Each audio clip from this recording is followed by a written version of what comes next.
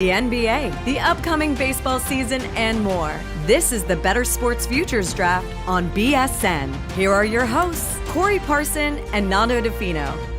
All right, what's up? Welcome to Betting the Futures, everybody, here on the Bettor Sports Network. Nando Di Fino, Corey Parson, taking you through a very unique draft. Actually, I think a lot of people are going to enjoy this because we're not just going around a horn, picking our favorite futures like a round table. We're actually drafting futures with a unique format, which we'll get to in a second. First, Corey, hello. Hey, Nando, what's going on? Definitely looking forward to the broadcast today. Definitely looking forward to the draft. I think you got a unique situation here to see where some of these guys look at the upcoming year. Last year, this time, if you were a guy that thought the Houston Astros were getting ready to go on a run, that would have been a successful wager. Same thing goes for fans of the Philadelphia Eagles, Kansas City Chiefs, and the Golden State Warriors. So it's going to be interesting to see how the opinions of people change from one year to the next, but definitely looking forward to getting into it and seeing some of these picks. And also looking forward to breaking the picks down. Nando, I may be a little, I don't like that pick. I don't want anybody to take it personally, Nando, but I got to see, if I see it, I got to say it. This is why we're here, for the opinions, for the opinioning. Well, actually, that's a real opining, I believe is a real word. Anyway, well, so here's the format. Instead of like, oh, I like these 5 things, it's a draft with a twist. The first round is $1. The second round is, I got to make sure I get these numbers right because I've actually played this before with different dollar values.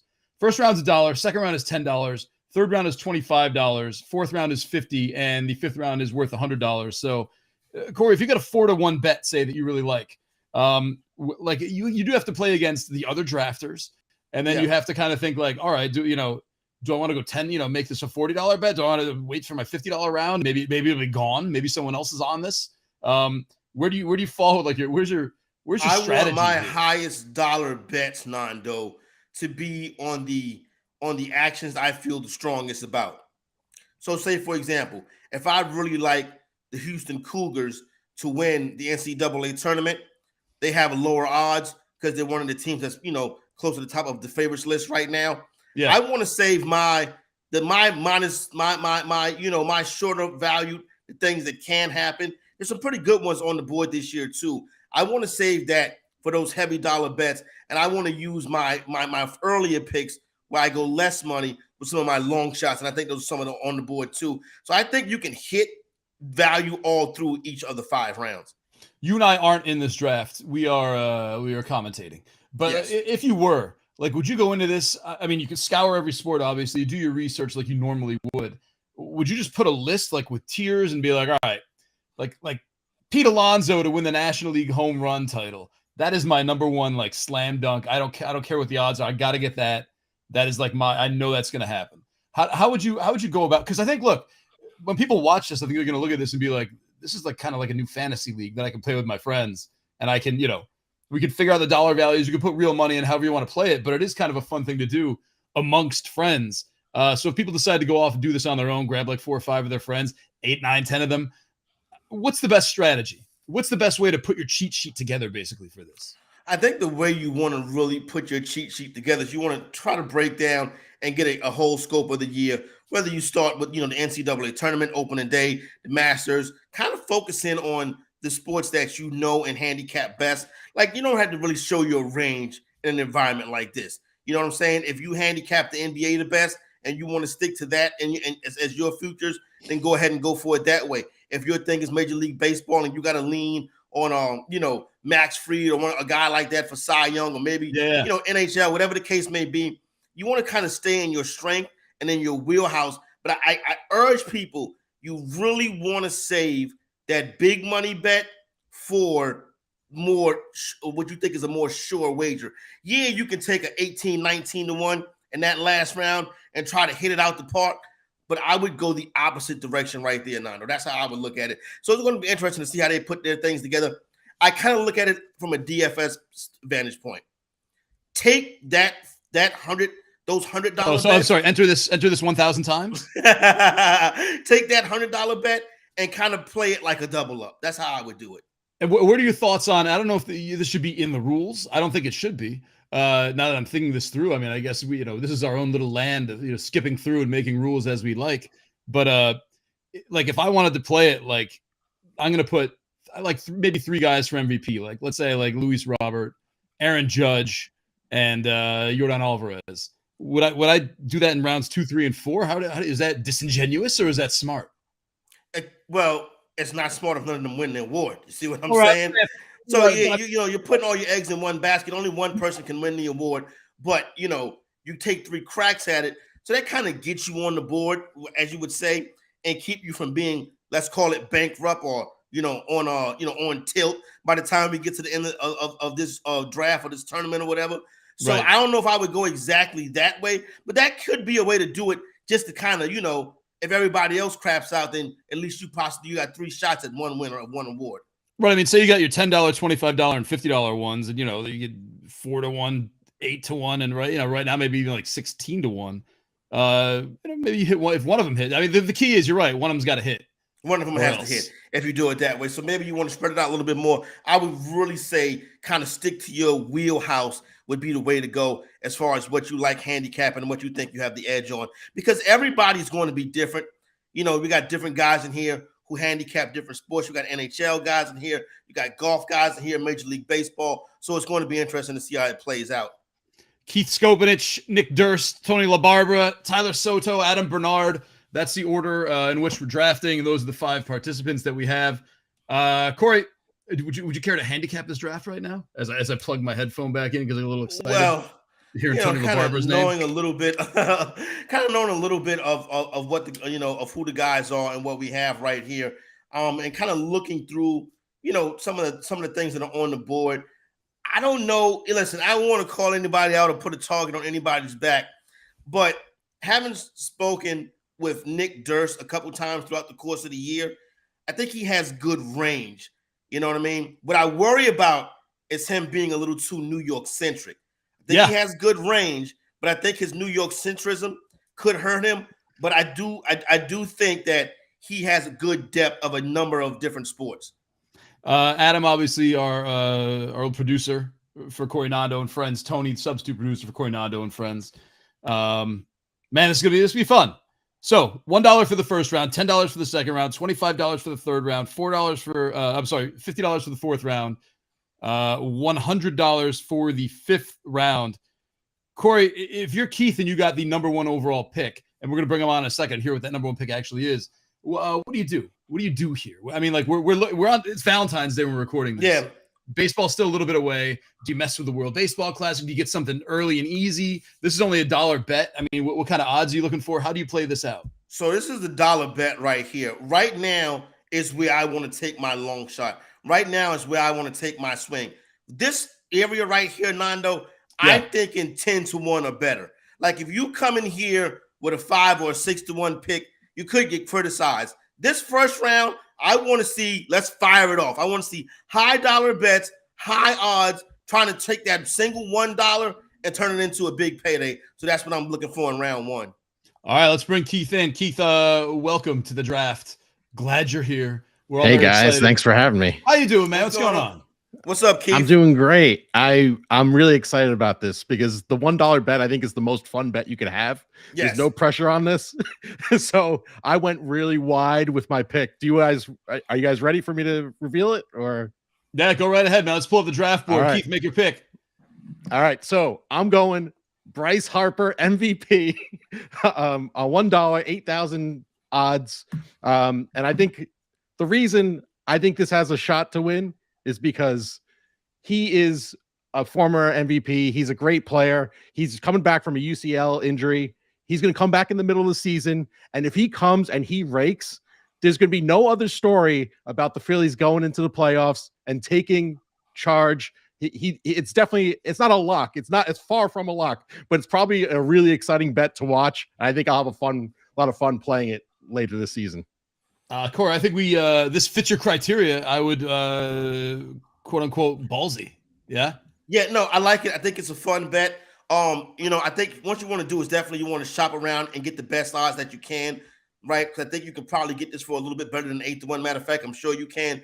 But I like the strategy, taking a player who, Nando, the most important thing, he's been there before. He's done it before. He's won this award previously.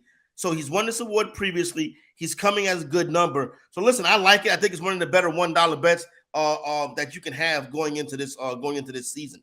Did you go ahead? Go ahead, Keith. I was just going to say I've definitely done worse things with $1. Is this, this reminds me a little bit, Corey, and Keith, Brock Purdy. We just got Brock Purdy had that late season surge, could have, entered the rookie of the year category a little bit late. This is kind of like the same kind of idea. Like if you're going to make an impact, obviously you didn't win, but if you're going to make an impact, like Bryce Harper's the kind of guy who's going to make that impact. The injury makes the odds longer. You know what I'm saying? Yeah. So you're really taking the injury, which is a negative thing, and using it for an advantage because that makes the odds longer on a player who has the talent to clearly win the award. And maybe he shows up earlier. Oh, then look at that. Put it like this, Nando. This is how you kind of want to judge or grade the wager. If it starts out the season at 12-1, by the time you're at the All-Star break, if it's 3-1, 4-1 in that range, you're going in the right direction. All right, Keith, we like it. We love it.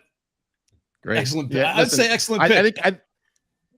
I think it's going to be the story of the baseball season if he comes back and carries the Phillies to a wild card or first place, and then they make some noise in the playoffs. I mean, we already know they're a good enough team to make some noise, so why not? Let's give it a shot. Corey and I used to talk cards on the show, and I was just going through my pile of Bryce Harper's when he had that late season surge, my Bryce Harper stained glass. Let's bring up Nick Durst for pick number 2. I don't know, Corey, any predictions here? Nick Durst, you said very New York centric. So you think it's an Aaron Judge pick, maybe? I mean, it's going to be interesting to see where it goes. Obviously, with Nick behind the controls making the picks, I think at some point we'll probably get a New York Met pick. Now, you can say that's being a homer, or listen, you can really be into the New York Mets. They're coming into a season where they have short odds to win the National League, pretty decent odds to win the World Series. So it's going to be interesting to see. Nick, what's up, man? What's up, guys? There'll be some New York flavor, but I'm going coast to coast. I'm going global. If I get my picks, I think Corey's going to be right. I'll win this draft, no doubt about it. Okay, so what's your pick? What are we doing? Right. So my first pick, I am going to stay in New York, but it's not like a crazy homer bet. I'm going Pete Alonso to lead Major League Baseball in home runs. I can get this at plus 900. Are you kidding me? Pete Alonso, top 5 in home runs every single year in the league, the most home runs in the league since he entered in 2019. I get Aaron Judge had an all-time season, but what are the chances that Aaron Judge is going to hit 60 home runs again? I don't think that's going to happen. He averages around 40 per year, and he'll be in that range. Kyle Schwarber last year had a monster year for the Phillies, led the NL in home runs, but this year he's not leading off anymore. They got Trey Turner. He's going to lead off. And then that means Schwarber is going to be pitched around. He's in the power spot, but Bryce Harper is not going to be behind him for the first half of the season. So they're going to pitch around him. I think this is a great value bet here for $1. Yeah, that's good research. This is fantastic $1 bet. And Nick kind of broke everything down that you like about the pick. Player who finished third in this category last year. You're getting him at an excellent number coming into this year. And see, now let's compare this wager to the Harper wager. Alonso is not starting off the season hurt. So he has that advantage right there in this wager that he's not banking on a player that's already injured. So if Alonso, who's starting the season healthy, can remain healthy, this is one right here where you can see by the All-Star break, this goes from 9-1 to about 2 or 3-1. This would be interesting. I remember when I did this the first time, a few years ago, whatever. I had picked Alonso to win the National League home run title. I was just trying to pull up the futures. It's not up yet, at least not on DraftKings in my quick check. But Nick, would you be at all tempted, like later on, to double down and do Pete Alonso to lead the National League in home runs? Like it's so. I mean, it's probably not great odds because absolutely. I mean, if you think he's going to win for the whole league, then you have to double down with the NL. I think what I would be more tempted to kind of double down with here would maybe be Alonso for NL MVP. He led the league in RBIs last year. It's a long shot. For some reason, he doesn't really get too much credit. He hits pretty average. 270 is a pretty good average, but with Goldschmidt and Arenado and Freeman, his defense kind of gets pushed down. So that's kind of where I maybe would double down more. But yeah, I went overall MLB here because it's a longer shot, and for $1, let's make that money stretch. All right, nice. A couple nice picks early on. Tony LaBarber's got the third pick. So far, we got a couple National League MLB picks. Remember, this is a draft open up to basically anything. Yeah. Tony. Well, Tony's coming up in a second. Tony will be up here in 1 second. Tony, what's happening, man? What's up, fellas? Tony? Tony, What's up, are you gonna triple this up with a MLB bet, or what direction are we going in right now? No, I'm going to throw it over to the NBA, and I am going to go with Ja Morant to win the MVP at plus 4,500 odds. I'm just going to turn my microphone off and take these off and let Corey go ahead. Go ahead. Now, listen, everybody knows I'm big Ja Morant fan, big Ja Morant supporter. Obviously, Morant, he has some things in his favor as far as, the team he plays for, the Memphis Grizzlies, could finish the season as a top seed in the Western Conference. If he does that, you'll see those odds come down. The talent, the way he scores the basketball, he's clearly the man on the Memphis Grizzlies, who are clearly one of the better teams in the Western Conference right now. Now, here's the thing. I think Morant has an MVP in his future. I don't believe this is an MVP season for Morant. Now, if I'm going to take a shot in the first round, it's going to be the time to take the shot. You take that $1 bet, you put it on Morant to win the MVP. Now, you're dealing with Jokic, you're dealing with Embiid, you're dealing with Giannis. You never know. Jason Tatum gets hot again. Now, for the Throw bet LeBron in there, hit, narrative, man, right? LeBron for the narrative. Now, for the bet to hit, Morant is going to have to be very good down the stretch of the season. The Grizzlies getting that 1 seed helps him, but I think it's a tough wager to hit. But I do like the pick. So part of my Ja reasoning Morant with that is going to be the NBA MVP fatigue with Jokic. So that's kind of with the Joker. That's kind of my thought behind throwing it out there. It's only $1, getting that value out there. And then we've had the Joker win it the past 2 years, Giannis 2 years in a row before that. So you go down the board and throw a little bit. Ja's averaging career highs in points, rebounds, and assists this year. So make a little run towards the end of the season. You never know. Yeah, Corey, that kind of happened actually with it is my belief that there was Shohei Ohtani fatigue in baseball. I mean, Aaron Judge won the MVP, but he doesn't pitch. You know what I mean? Like at an elite level. I don't know. That could be. I don't know if that works for the NBA side. Baseball writers seem a little more haughty than the NBA ones. But. Well, here's the thing: Embiid can get hurt, Jokic can get hurt, and what we've seen in the NBA is that award can change in the second half of the season, as fatigue and injuries come on.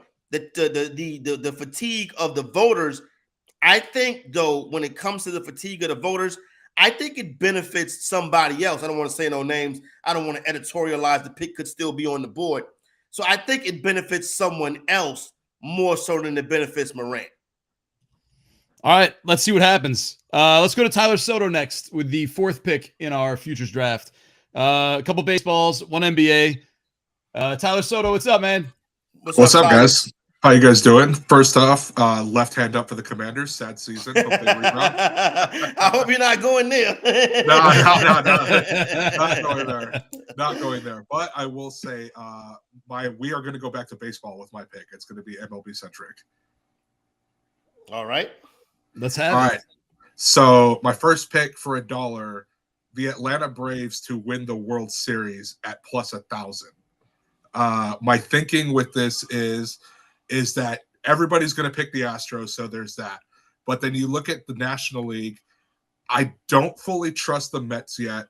I don't think the Dodgers did enough in the offseason to basically get back to the World Series. So those are the only 2 National League teams ahead of them.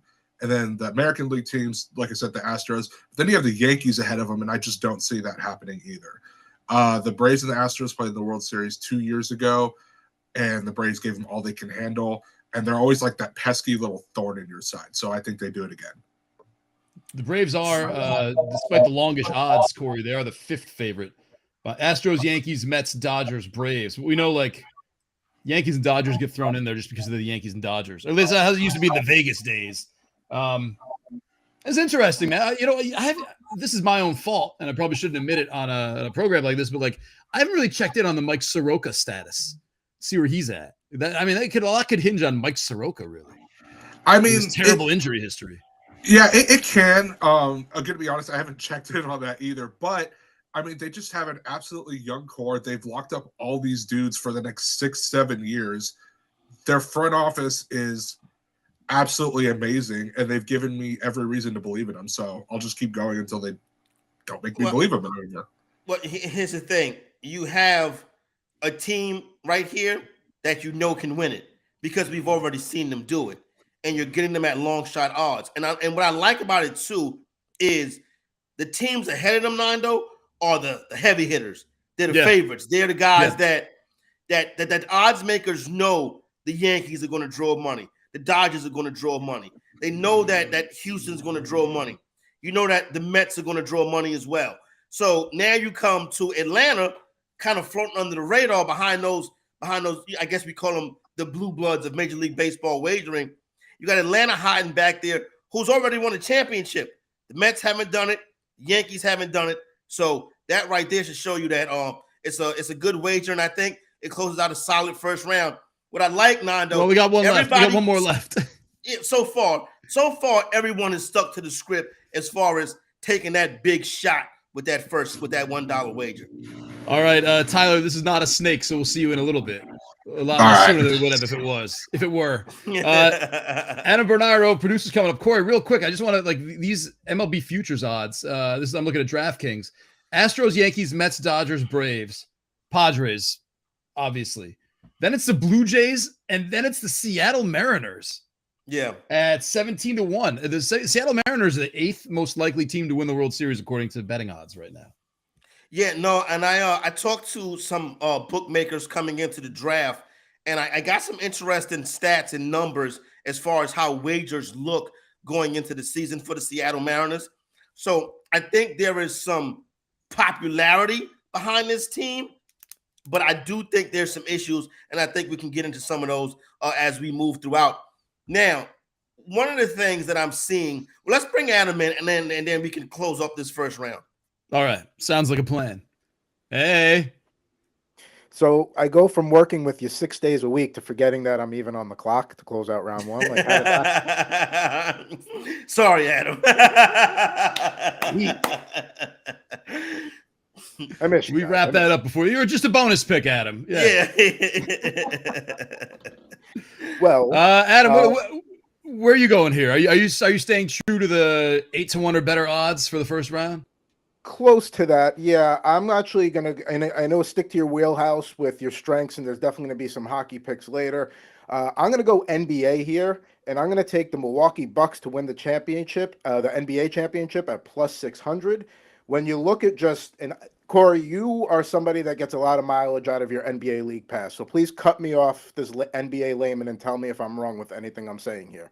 The West is going to be an absolute dogfight, rounds 1 through all the way to conference finals. Yes. Okay.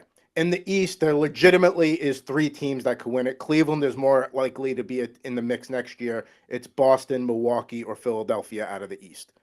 And I would say that Philadelphia is not really in the mix because of their head coaching situation. So, no. So, what the Bucks, I like to, well, here's the deal. Let me break it down like this. What the Bucks give you is good hedge equity because I think we can say that the Bucks will at least be in the Eastern Conference Finals. And then you can start to wager against it, whether it's Boston and even on into the next round. You got a team that's won the championship already. What I don't like, though, Adam, I'll be honest with you, I don't like the 6-1 odds.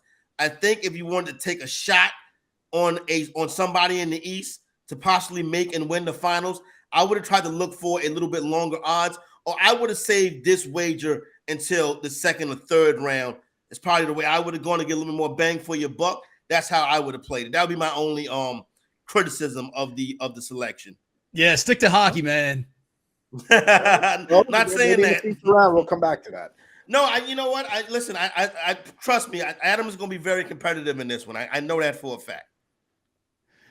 So I've just been Super Bowl prop challenge for what it's worth. So. All right, there you go. This is not the place to brag. This is futures, not backwards. I've been told this is a snake. So here's what we're going to do. We're going to break to have a nice, clean end of the first round. We're going to come back. Adam's going to be – sorry, Keith. We'll talk to you like a half hour. But we're going to come right back to our snake futures draft. Adam's going to rejoin with what I assume will be a hockey bet, as he foreshadowed. Corey Parson, Nando Di Fino. We'll be back. Break. See you in a minute. Bettor Sports Network. Collectible moments. Everybody up here at U.S. Cellular. Sox 5 runs, 6 hits. The 2-1 to Bartlett. Swing shot to short. Ramirez has it. Throws. Bartlett picks a perfect game. His second no-hitter. People going crazy here at U.S. Cellular. He's mobbed by his teammates. A perfecto. Now there's a steal by Bird. Underneath the DJ. Lays it in. Right up, 1 second left. What a play by Bird. Bird stole the impounding pass. Laid it up to DJ. DJ laid it up and in. And Boston has a 1-point lead with 1 second left.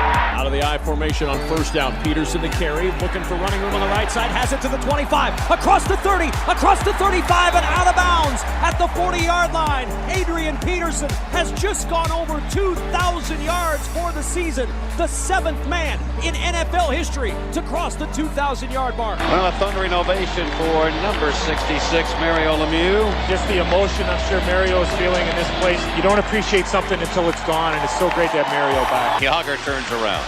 Over to Lemieux.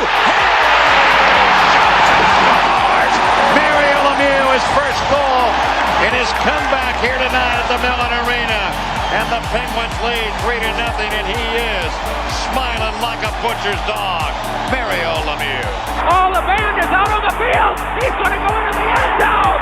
The Bears have scored, but the Bands are out on the field. Pearson moves in front of the STP Dodge. Petty comes back to the inside. They almost touch as they move down low in the banking. They're going to be side by side as they exit the bank and head for the finish line. Richard Petty goes back in front. They both spin. They're in the wall. Petty is slamming into the wall. He's coming down toward the finish line. Will he make it? Pearson is still running. The winner is car number 21. An amazing finish. Richard Petty's car demolished in the front end, as well as car number 21. An unbelievable finish, a terrible crash. David Pearson has won the Daytona 500. Leitner catches, comes down, dribbles, shoots, scores! Christian Leitner has hit the bucket at the buzzer! Pitched by Downing, swinging, there's a drive into left center field. That ball is going to be out of here. It's gone. It's 7-15. There's a new home run champion of all time, and it's Henry Aaron. The most valuable player is Magic Johnson. 42 points, 15 rebounds, and 7 assists. He starts at center, plays forward and guard, and leads the Los Angeles Lakers to a world championship 123-107 over Philadelphia. Whether you collect sports memorabilia, fantasy championships, or winning bet slips, talk about it on Bettor Sports Network. This is the Bettor Sports Futures Draft on Bettor Sports Network. Swing and a drive, left field. It's deep. It's going. Yes. And it is gone. Yes. It is bedlam at the bank as Bryce Harper has put the Phillies on top. Lots of cracks, one to deep left field. Encarnacion looks off, and it's out of here. Pete Alonso goes deep. Morant against McConnell. Pick and roll. Morant. Oh, my word. Holy cow! Driven to right field, out there towards the corner. That is a fair ball home run! A 3-run homer by Eddie Rosario. Now back to your hosts, Corey Parson and Nando Di Fino. Thanks to MLB and NBA TV for those clips. Corey Parson, before we start the second round, let's recap the first real quick. We got Bryce Harper for MVP, despite playing maybe half a season, maybe a little more. Pete Alonso to lead the league in home runs. John Morant MVP, the Braves to win the World Series, and the Milwaukee Bucks to take it all in the NBA. Thoughts? Yeah, great start. Great start to the draft. I think we definitely see everybody kind of stay within the spirit of the draft. I think the Pete Alonso pick was the best pick of this round, followed by the Bryce Harper pick. So I think we're off to a good start. So far, those are the two I like the best, but good start so far. A lot of baseball, so it's going to be interesting to see what we get coming up because, parity on a lot of these sports, but when you look at some of these player awards, I think it's interesting as well. So I think we're off to a good start. Yeah, I'm excited to see some. I want to see how obscure we can get here too. These are just futures of anything. You know, you go through a sports book, and there's a lot. You could do darts if you want. You know, you can mess around with cricket if you'd like. And there's some fun odds there that maybe attract some fun people. All right, we're snaking this draft, so let's go back to Adam. This is the $10 round now. Corey, what's the move in the $10 round? We do some 4-to-1 stuff. All right, so now I think you want to start to see. Yeah, you kind of want to get into that mid-level range. I would say. I think you are now. You know, you want to come and you want to slowly, as you come work your way down through your picks, you want to become more conservative in your odds as these bets get a little bit bigger. And then once again, sticking to your wheelhouse. So we'll see if Adam goes to the NHL. Yeah, let's see. Adam, what are we going to do here? All right, I'm not going to the NHL yet. I'm going to go over to the Diamond, and I'm going to take the San Diego Padres to win the National League at plus 450. I love that heart of the lineup with Manny Machado, Xander Bogaerts, and Juan Soto in the 2 spot there. They just picked up Michael Wacha to help the back end of the rotation. They also got Matt Carpenter there, who I think can have a nice fit in the bottom of the lineup the way he did with the Yankees. So, like Tony said earlier, LA didn't really do enough to, keep up there. So I think San Diego's got a path. Obviously, the Braves and the Mets and an NLCS would be tough, but I think this is San Diego's year to get there, at least get to the World Series. Adam, did you look at this like, I like the Padres, but I'm kind of afraid of the Astros, the Yankees, and that's not going to go like all in for the World Series? Or did you look at this like the field in the National League is weak enough where I feel very comfortable going with the Padres just for the National League right now? I mean, a little bit of column A, a little bit of column B. I mean, I'm a Yankee fan. I can't put money. I know, I could put money on the Astros. I would prefer not to. And I think this is a way of keeping some interest. I'm out on the West Coast too. So now, flipping around. I got 3 innings left in the Padres game. I'm going to watch to the end now. Keep it interesting. All right. Worse reasons have been given. Corey, Padres super team, or is this like possible bust written all over it? No, Padres super team. I think they're going to be in it. I think they'll be in it till deep in the season. I think you'll have a chance to win this. Now and hit this wager right here. What I would say is, we talk about odds decreasing as the year goes on.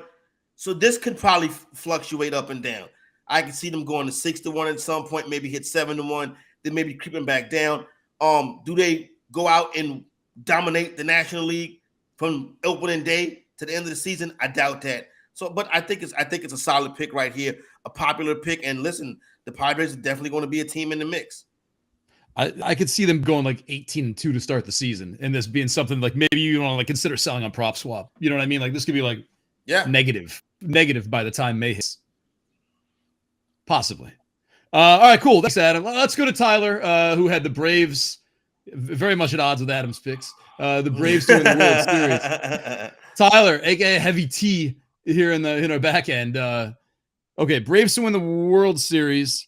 Corey, what do you do? Does that play into your second pick at all? Or you're just like, let's screw it, man. Let me just give my top 5. Well, obviously, stay away from baseball. What do you do? Well, I think you can come back to baseball, but you already have a World Series pick. So if you're going to go to baseball, you're probably going to go to the player award market, or maybe you shoot back around and you come into a single league, or National or American League, and that's where you can get some of your shorter odds to come down off that swing. So it's going to be interesting to see what he does here. But see, here's the thing with baseball, right? Yeah. Is if the Final Four is the Mets, the Padres, the Yankees, and the Astros, would you be surprised? So in baseball, what you're doing is you're taking swings, and I get it, but you're also in a sport where you can already have a predetermined Final Four. All right, let's bring him in, man. Tyler Soto. What are you gonna follow up your Atlanta Braves with? Welcome back. Yeah, thanks. So I'm actually gonna go. I believe this will be the first football pick in the draft. So I am going to go Ohio State to win the championship at plus 750. So my thinking behind this is it's going to be really tough for Georgia to pull a three-peat. Also, Ryan Day had them on the brink of elimination. If it wasn't for that super wide field goal at the stroke of midnight on New Year's Day, they would have won that game. So I don't know if Georgia three-peats. Going to be entirely honest, and I might be one of the only people saying this, I don't know if I really trust Alabama all that much anymore. They've come up short kind of past couple years. And then the teams behind them, I don't fully believe in Michigan all that much yet. USC does not play defense, and then Clemson's right behind them as well, and I just don't see that happening. So Ohio State. Corey, this could pay $750. What do you think? So this is no wait. I'm sorry. This is $750. My bad. This could pay $75. So I would have. Let me give you a little bit. This is how I think it's not my favorite pick. Let's be honest. Off the top, it's not my favorite pick. Now, Ohio State should be in the college football playoff, which is true, right? But I would want longer odds on this, considering the dominance of Georgia, Alabama. And I think there's another college football team out there. If I was in this draft, my first pick would have been LSU at 8-1 to win the college, 18-1 to win the college football national championship. They were in the SEC championship last year. They were probably a win away from the college football playoffs. I think the SEC could take 3 teams. Ohio State could very well be that 4th team. I just would have wanted Ohio State at 10-1 or better. I wouldn't have mind flip-flopping these two, making Ohio State the first-round pick and coming back to the Braves with the second-round pick, because I think Atlanta has a better shot at winning the World Series than Ohio State does to win the national championship. Do you think enough people if you believe LSU could win the national championship, do you believe enough people still hate the coach where that could be actually pretty good value because there's no one wants to bet on him to be coach of the year? Listen, that's something it's out there, and that could be why the odds are so long. But that 18-1, his first year, he had the team in the SEC championship game in his first year. They don't have that mistake, slip up, late season loss. They could have been in the college football playoff. No matter what you think about Brian Kelly, he's a good head coach. And at 18-1, I think that should have been a first-round pick. Now, it's still out there. It still could come. You know what I'm saying? But I would have took that. But, still, I'm not trying to play you, Heavy T. You know what I'm saying? Solid pick. What I do like about it is Ohio State will be in the college football playoff. So it does have a shot at cashing. All right, well, come back to me next January. We'll talk. All right. Yeah, no, and then that's where exactly. Thank you. And then you had the receipts for me. All right, man. Let's move along to Tony LaBarbera, famously like John Morant to win the MVP award, kissing up to host Corey Parson with his $1 pick. Tony, what are you going to do with your second round pick here? Hey, Tony, what's your sport? What's your area of expertise? I'm a big football guy. Still mourning my Eagles loss here, but I do like golf. That's kind of the odd sport that not a lot of guys go. That's actually where I'm going to go with my second round pick. I am going to go Xander Schauffele to win the U.S. Open this year at plus 1,700 odds. I'm going to throw $10 on that. You will have to explain why. Is it the course? What is it? I thought I might. So I got a few stats here. So he's played, we know who he is. He's played 4 times this year. He withdrew from his first tournament at the beginning of the year, but since then, in the 3 tournaments, he hasn't finished outside of the 13th. And the one thing about U.S. Open courses is they are set up extremely difficult. You may have heard they always grow the rough real high. They're very, very difficult courses. You won't see a 20 under, 25 under win at a type of course like that. At a type of course like this, they're going to play at the LA Country Club this year. That'll be even par, maybe a couple under par. Maybe even a couple over par with how they'll have the course set up. And that is his specialty. He likes hard courses. He really succeeds and thrives at hard courses. And that's his one thing. Also, at U.S. Opens, he's played 5 times in the U.S. Open. He's finished in the top 6, 4 of them. So he's kind of that guy right now who's labeled the best player to never win a major. So I think he breaks that this year. Hey, Tony, what we have a golf. Oh, by the way, Corey used to host a golf. Actually, Corey, you go ahead. Corey used to host a golf show. So yeah. No, listen, I think this is a good shot right here too, because it does seem like he's getting ready to break through. And the U.S. Open, as Tony mentioned, has been a tournament that he has performed well at. I think the numbers is a good number with 17-1. Now, my thing is this though, he's never done it before, right? So even though he's getting close, he's never done it before. As a matter of fact, has he ever won a major? No majors, but he has won. He does have an Olympic gold medal in 2020. Right. Okay. That's something that the golf world we're building up. But he does have that pressure of being in the final round, playing some of the top guys against the world. So that would be his closest thing as of right now. Corey, a bit of a negative Nancy in the second round so far. No, I'm saying no. I know. I'm joking. He's never won a major. Let me ask you. No better time than the present. If it did say this bet does not cash, why? Who is going to be the person to stop him? I mean, John Robb's on a tear right now. Scotty Scheffler is on a tear right now. Even Rory McIlroy has a lot of form right now. So those top guys, the tour did something this past year to kind of combat the live golf stuff. If you guys have heard about the headlines with that in the past year, they have these things called elevated tour events. They have, I think, 14 of them, 12 of them this year, where a lot more of the top guys are playing in events than they have in the past. So a lot more guys, guys in the top 10, top 20, where they would skip a lot of these early season events. They're playing in a lot more of those right now. So Rahm, Scotty Scheffler, a guy like Rory, those guys are all into form heading into a major season. I wonder, Tony, sorry, go ahead, Corey. If it happens, he'll probably win the competition. If this bet hits, Tony will probably win. We talk about exploiting, knowledge bases sometimes here with betting.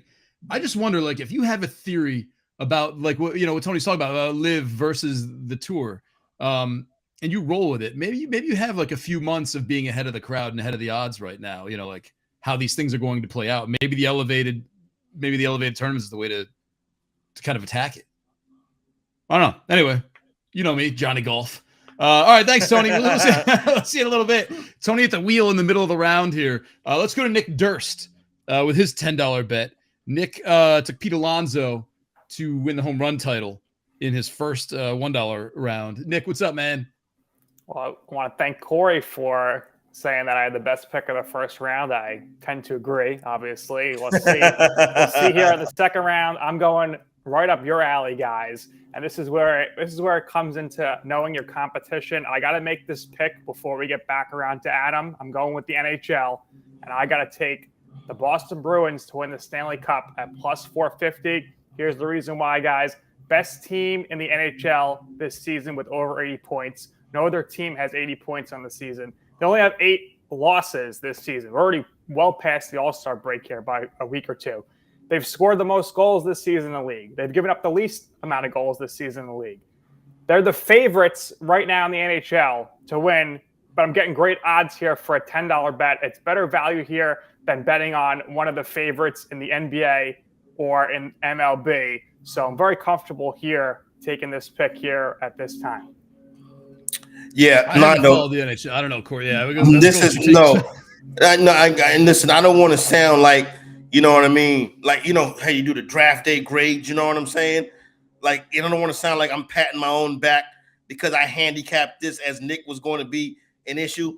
This right here is the best pick so far, right? And you got it. The Bruins to win the Stanley Cup. Nando, this is good enough to be a fifth round pick because this has been flying under the radar. They are running away with the NHL this year. He mentioned the 80 points. They had it in 47 games. It's like this is almost like in a special historic season that the Boston Bruins are having right now. So this is a very good pick right here. I thought to myself when I was handicapping and going through some of this stuff, and I saw this number, and I was like, I would have thought this would have been minus money the way the Bruins are playing right now. So good pick right here, but also good strategy to kind of stay away from Adam with it. You know what I mean? So because it could have been something that hit his board. And you're right, this is better than any NBA future you could have made right here. Yeah, absolutely. And like you said, I was shocked to see plus odds. I thought it was going to be minus, but I'd rather take plus 450 on the favorite in the NHL than say plus 350 on the favorite in MLB, because MLB is a crapshoot. NBA, the same thing. A lot of teams that can win in those two leagues this year. Corey, here's an interesting thing. We now have 5 team futures and 4 player futures. So as we move along to Keith, we were tied right before that. So I wonder, like, this is kind of like going back and forth with team player, team player, team player. Let's see which way Keith goes here at the end of the snake, end of the second round. We'll hit a quick break. We'll come back to we'll hit the end of the we'll come back, recap the second, hit the third with Keith back up. But Keith, what are you gonna do with the partner to this Bryce Harper? Corey, I mean, how much risk can you bake into these picks right now? Like, Bryce Harper is a risky, ballsy pick. Do you have to come back now and be like, this one's going to be a little more grounded, I think? I would think we would go a little bit more grounded right here, but Keith is approaching the podium, and let's listen in. He keeps laughing already, so I don't think Listen, I'm gonna start off this before I even make my pick. I'm gonna criticize everyone's first round pick.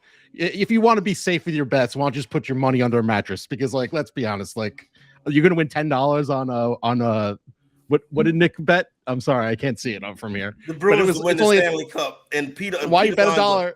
Why even bet the dollar? It's like you're gonna win $10.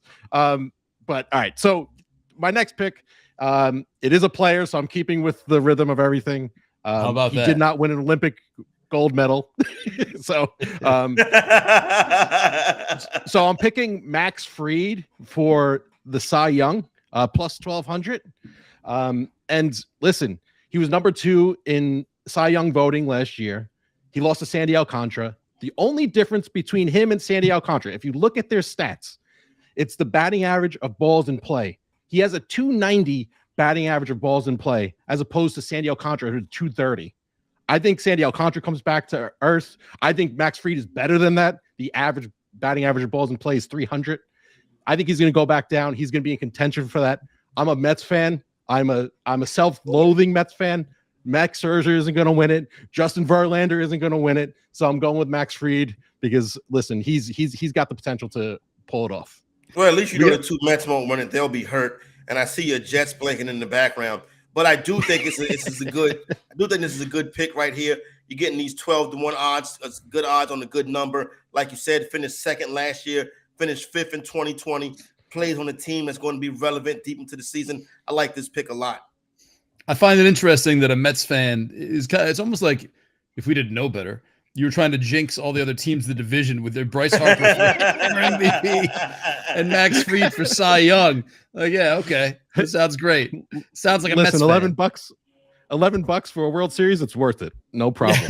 Fake money. Yeah, this works out well. Yeah, it does. All right, let's take a quick break. We'll come back with the third round. That's a $25 round. We'll kick it back off with Keith. Corey, real quick, any thoughts here so far? Like, have you, like, I got a little grid going, but I haven't really been able to map out who I really like the most yet. I think with the teams 1 and 2, Keith and Nick, I think have both come out strong. And these first 2 rounds, going to be interesting to see where they go with the next 3 picks. And then we'll see if Tony, Tyler, and Adam, can possibly find something to hit a home run, no pun intended. So listen, so far so good, but I think Keith and Nick are battling it out right now as far as perception of the picks so far. All right, we got the $25, the $50, and the $100 rounds left. We're going to take a quick break here, betting the futures on Bettor Sports Network. The Playbook with Fensty and Ronis, presented by FantasyAlarm.com. The only person, I've said this to you before, who I believe back then, of all those power hitters who truly was clean, Ken Griffey Jr. I mean, I think so when he got hurt. We'll never know that for sure either. Nah, dude. We've seen guys who were not big take substances. That's true. To get busted. So it's not about that always. I hear you. It's just, don't you think with the way his career kind of went, you would think that he didn't take anything? I don't think he did, but we'll never know 100%. I'm going to keep telling myself that he didn't. The 1 year player, I mean, he's my favorite baseball player of all time. In the 1990s, Ron, as a kid, as a 5-year-old kid who plays video games and collected cards, there was no one cooler than Ken Griffey Jr. I still wear my hat backwards because Ken Griffey Jr. did it and he looked really cool doing that, wearing a backwards baseball cap. Like, he made everything the guy did looked cool. Even the home run in the movie Little Big League, it's acting, it's all, I guess, fake, but even he made that look cool.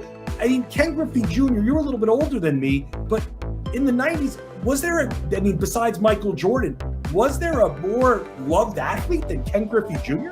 Yeah, no, I love Griffey. He's one of my favorite players ever, from defensively to hitting his swing. And yeah, I would have loved to see what he could have done if he had stayed healthy, the final numbers he'd finish with. So no, I was a huge fan of Ken Griffey, and it's a shame though that all those injuries towards the end of his career just really limited the production he put up, but he still put up elite numbers. He was so fun to watch. So I'm a huge Ken Griffey guy. And here's the other thing too. So 1994, the season got shortened because of the strike. And he finished with 40 homers in 111 games that year, man. And then he had 56 2 years in a row, 97 and 98, and then 48. He had a stretch 4 years in a row, 49, 56, 56, 48, 40. I mean, unbelievable. And then, yeah, once he hit like 31, he started to miss games, 111, 70, 53, 83. So think about that, all those years that he lost, and he still hit 630 home runs, man. Yeah. So if he was clean, he would have been the all-time home run champion. Again, we're all guessing here, but you would think, all right, well, once he got into age 31, 32, that's when the body started breaking out, which is typical, right, for someone who's not using anything, whereas we saw Barry Bonds just get better with age, and we did not see that with Griffey. So look at 2001, where he's 31, he played on, look at the home runs decline, 8, 13, 20, 35, 27, 30, 18, 15 to his age 38 season. Even age 39 in 170 games, he had 19 home runs. So he probably would have definitely been the all-time home run leader had he been able to stay healthy. Bettor Sports Network. It's sports talk done better. Hand the ball inside. Williams powering forward, drives the legs and scores for Ohio State. This is the Bettor Sports Futures Draft on Bettor Sports Network. Welcome back, everybody. Bettor Sports Network, betting the futures. Thanks to ESPN, college football for that. NCAA football on ESPN, that is. All right, Corey, we're through two rounds. Let's do it. We got three left, the $25, the $50, the $150 round. Let's go to Keith. Let's bring Keith back in. Keith, what I notice is we're starting to get some Keith and Nick. I feel some tension. I feel some chippiness. I think we've identified two people that kind of have targeted each other. So it's going to be interesting to see if they start taking shots at each other throughout the course of the draft. Keith, you are up for pick number 3. Listen, so someone stole my $25 pick. I think it was Tyler with the Padres to win it. But I'm going to another super team, and that's going to be the Phoenix Suns to win it all. Plus 425. I think that team is stacked, and there's going to be very little other teams can do. Kevin Durant coming to that team. Yeah, he's still, rehabbing his injury, but he'll be back. And listen, I'm not scared. They're already lined up to be the 4th seed against the Mavericks. I don't think Doncic can overtake Durant, Chris Paul, and Booker by himself. I mean, Kyrie is, whatever, fine. Hopefully there's no protests that go on that weekend. And, I think they're going to win it all. Corey, what's the general consensus in the bet? You're tapped into the basketball betting world and lines. Like, what is the general consensus for Denver now with Durant? Is it that they're going to win the whole thing, or is it Denver's the favorite? The Phoenix Suns are the favorite to win the Western Conference. Phoenix Suns are the favorite to win the Western Conference after this move. They have the second shortest odds to win the NBA championship. This is a great bet right here, particularly in this round right here.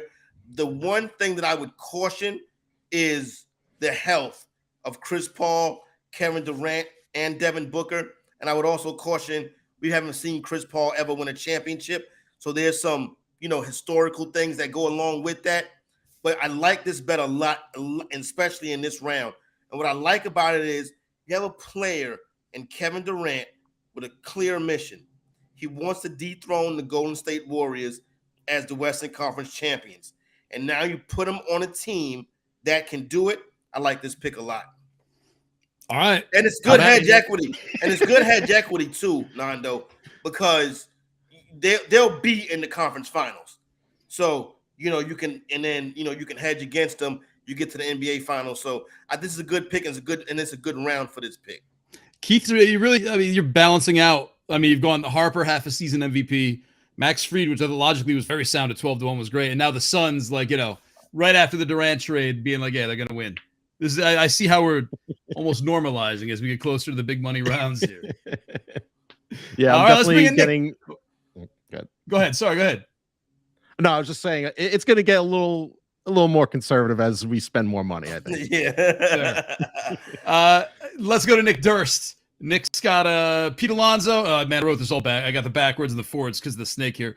Pete Alonso and I want to see the Bruins to win the NHL Stanley Cup. Nick, what's number 3, man? I'm a little surprised Keith didn't go like with a Washington National for Rookie of the Year, just staying in the NL East there. But Keith's coming for me, so I'm going to count out CJ Abrams. Keith's coming for me, so I'm going to counteract his last pick, and I think my pick here will cancel that one out, which will ultimately be the reason why I win this draft. I'm going with the Denver Nuggets to win the Western Conference at plus 325. This is the best team in the Western Conference. They're going to get the 1 seed. You know what I'm saying, Corey? They have the best player in the NBA, the MVP, Nikola Jokic. He deserves a 3-peat. He's the best player in the world right now. And there's a ton of reasons why here. The Warriors, they're actually going to miss Wiseman a little, who could have attempted to guard Jokic. Maybe not too successfully, but at least the big body in there. And you mentioned it a minute ago here. What Durant, Devin Booker, Chris Paul, what they do best in the playoffs is they get hurt. They're going to be hurt. No doubt about it. Happened last year. These guys, none of them have played over 40 games this season. The most is Durant at 39. The same can be said about Kawhi Leonard and Paul George. They're going to get hurt as well. They always do. The Lakers, they won't even make the playoffs. And if they do, Anthony Davis, he'll get hurt too. So a lot of injuries there. It's an easy path for the Nuggets to the finals, I think. When push comes to shove, Kyrie Irving is going to do what he does best, and that is implode the team somehow.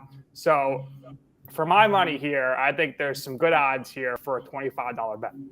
Listen, this is a solid wager right here. Now, I would put Phoenix and Dallas in the Western Conference Finals, right? I think the Nuggets are the odd team out. You mentioned the injuries. Nobody gets more hurt than Michael Porter Jr., but obviously Jamal Murray and Jokic are the big players right here. Right now, currently, the best team in the Western Conference for the majority of the season after the trade deadline. I think you see a shift with Dallas and Phoenix, but still solid right here. I think these first 2 picks of this round, Nando, the Phoenix pick by Keith and the Nuggets pick by Nick, will probably determine how this draft finishes. I mean, how this contest finishes. I mean, we're starting to talk about this is $25 round for the multiples. For those of you just joining us on this, as the drafts go round by round, we increase the dollar value of the bets. So you do have to play around a little bit with the odds versus what you can turn it into. Yeah. I mean, these are big multipliers, I guess, right now. Yeah. So you'll see it. Listen, and then you got it. It's like this. The Suns can't win the finals without winning the West. Right. And in order to win the West, the Nuggets have to be in it. So you see what I'm saying, Nano? These 2 picks right here are very important. All right. Thank you, Nick. Let's go to Tony. Let's see if Tony's right here in the middle. Very easy to keep track. Adam's pick in round 1 of the Bucks kind of factors in here too. That's why I would have liked a little bit more juice behind that pick if I was Adam. Go ahead. Tony, welcome back. Fellas, I am going for my 3rd pick. I'm going to go the San Diego Padres to win the whole damn thing. There we go. Plus 1,000 odds. For all the reasons that Tyler mentioned earlier for them to win the NL pennant, I'm going to say the same thing. I'm also going to add the Dodgers have lost a lot of talent. They've added some talent too, but it's a lot of old guys who kind of are past their prime. The Giants, no one even wants to play for the Giants. We'll sign them, and then they're not signed and all that. So I think they've got a kind of clear path for that division. I think the past couple seasons will help them as far as falling short, all the expectations. I think they'll kind of fly under the radar a little bit throughout the season and then finally be able to bring a championship home. Tony, I ask you this. Do you think this team is mature enough to win the World Series? I think so. I think you've got guys like Manny. You've got guys like Juan Soto. You've got Tatis coming back. He's going to be coming back from the PED suspension in late April. I think that'll give them enough time to kind of get all their ducks in a row to go after that. I think, I mean, I'll relate it back to football, back to my Eagles. You had all that talent come in there. Not necessarily question marks of maturity, but can all that blend, can all that bond, can they step up? Can Jalen Hurts step up? So you relate that back to the Padres. I think you can kind of have Manny take that same step. Can he step up, be a leader for that team? I think he can. I think they can have the maturity to win a title. We talked about it earlier, Corey. Like, why not go all in on the Padres? And Tony did. So no, no doubt. You know what I'm saying? So, and this is a good round for the bet too as well. I like the juicy odds coming with the multiplier. So solid pick right here. We'll see what happens with this one. Yeah, Padres win the World Series is a very real possibility. That's $250 in your pocket in terms of this draft, if that happens. Tyler Soto. Let's bring Tyler in. He had a baseball bet earlier. By the way, we're leaning a little more team now here, Corey. 3 team bets all in a row here as we get into the real money. Hey, Tyler, what's happening, man? How are you? Where are we going? What's up? All right. So for my third pick, it's not going to be a team. It's going to be a person. And this is the one where I decided to put it in the third round. It is my longest odd. So if it hits, great. I won some money. If not, I didn't lose a whole lot. I only lost $25. I'm going to go Will Zalatoris to win the Masters in 2023. My thinking behind this is, number one, he always seems like he's streaky, but at the same time, when he plays really well, he plays really well. And the other thinking behind this is he's only played the Masters twice, but in both those times, he finished in the top 6. The first time he did it, he finished second. So I feel like at this point, it's only a matter of time. He's kind of due for it. So I think it's going to happen. Corey, who has a better golf argument here? This one right here, it's got some legs. And then it's at 19-1. This guy's going to win a major. You know what I'm saying? And he's probably going to do so shortly. Won the St. Jude's championship last year. 3 runner-up finishes in major championships. 19-1 to win the Masters. I like it. I like it in this round too. This is a difference-making pick right here. And I think it has a better shot at 19-1. Let's put it like this. That Sunday morning, the last round of the Masters, this won't be 19-1. Yeah, that's what I was thinking too. I kind of like this when you put it against Xander Schauffele in winning the U.S. Open, because you're talking about a guy playing the Masters on the same course those 2 times. It's going to be a 3rd time on the course. Whereas Xander Schauffele is playing in a style.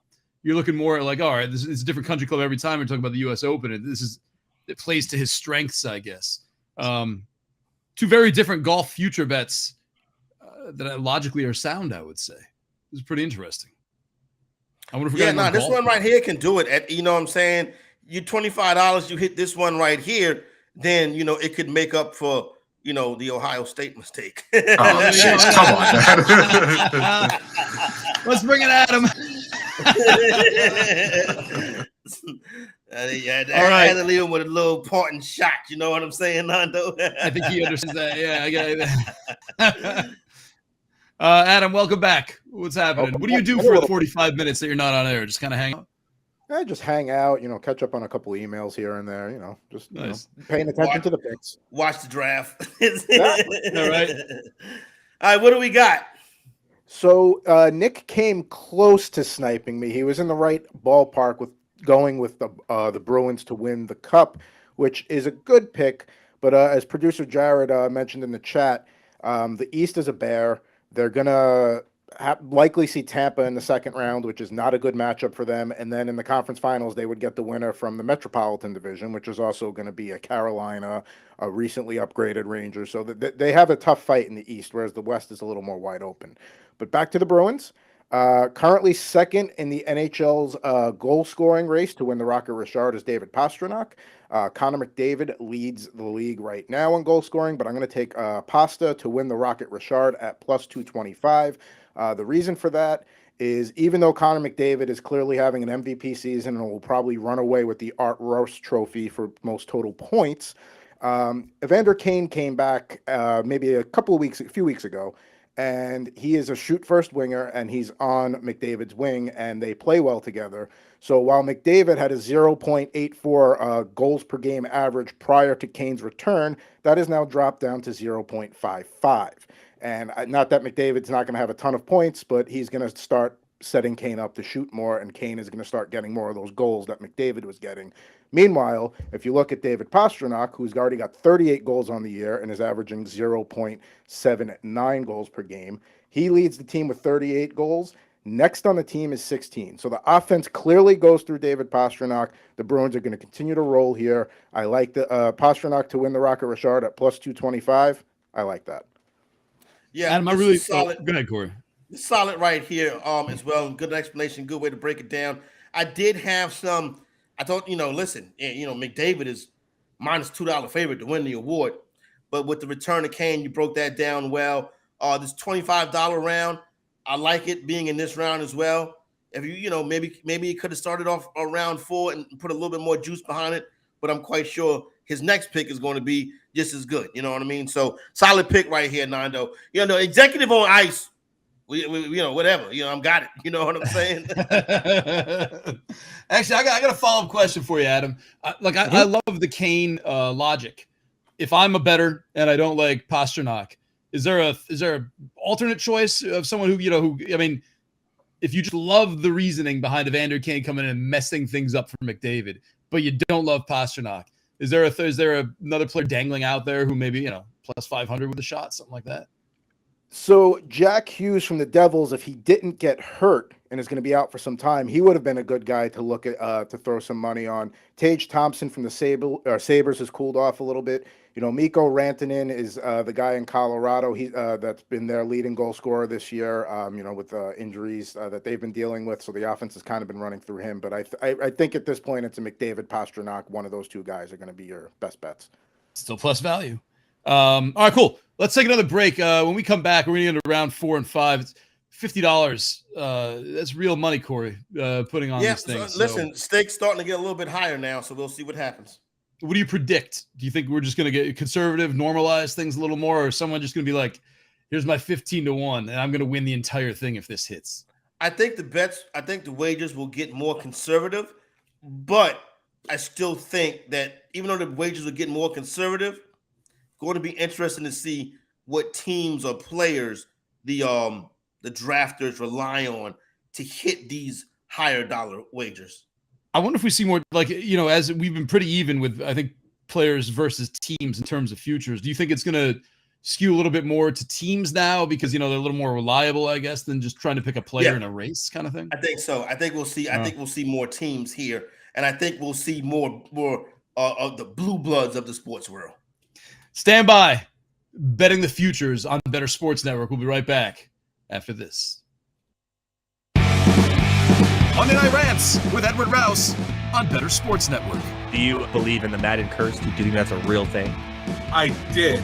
Now, I don't think it's as big of a deal anymore, but it was a real thing for a solid 10, 15 years. Yeah, it was Sean Alexander, LaDainian Tomlinson, Peyton Hillis. LT was never on the cover. I know that. Was he not? I thought he was one. Okay, well, you do know all the covers of everything. Yeah, okay. So if you want, I could do this real quick. So Garrison Hurst is the first official Madden cover athlete, 1999. 2000, I believe they still put John Madden on the cover. And then 2001 is where it all started. So 2001, you have Eddie George. 2002, Dante Culpepper.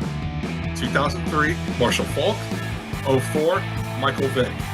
05, Ray Lewis, first defensive player on the cover. Okay. 06, Donovan McNabb. 07, Sean Alexander. Okay. 08, Vince Young. 09, Brett Favre. Okay. 10 is a trick one because it's no way you know. And Larry Fitzgerald. 11, Drew Brees. 12, Peyton Hillis. 13, Calvin Johnson, I believe so. You're right. 14. No way you know this. 14, also a trick question. I believe that's the Madden 25 cover, and it's Barry Sanders, unless you got it for the new consoles, in which case Adrian Peterson Oh my God. was on the cover. You're not cheating. You're not looking at. Swear on my life. Swear on my life. Okay, keep on going. 15, you have Richard Sherman. Okay. 16. Oh, okay, hold on. 16 is Odell Beckham. Okay. 16. 17. Now, this is the one I get mixed up because 17 and 18 are back-to-back Patriots. They are. 17, I think, is Gronk, and 18 is Brady. You are correct. 19 is Antonio Brown. Correct. 20, Patrick Mahomes. Oh my goodness. 21, Lamar Jackson. 22, Brady Mahomes. 23, John Madden. But yeah, dude, I'm a cover nerd when it comes to this stuff. We now know, but that was really impressive. I don't know how. Thank you. That's literally 29 of them or something like that. Wow, that is. You did not miss a single one, and you even got the special editions where they had 2 people on the covers. Monday Night Rants on Bettor Sports Network.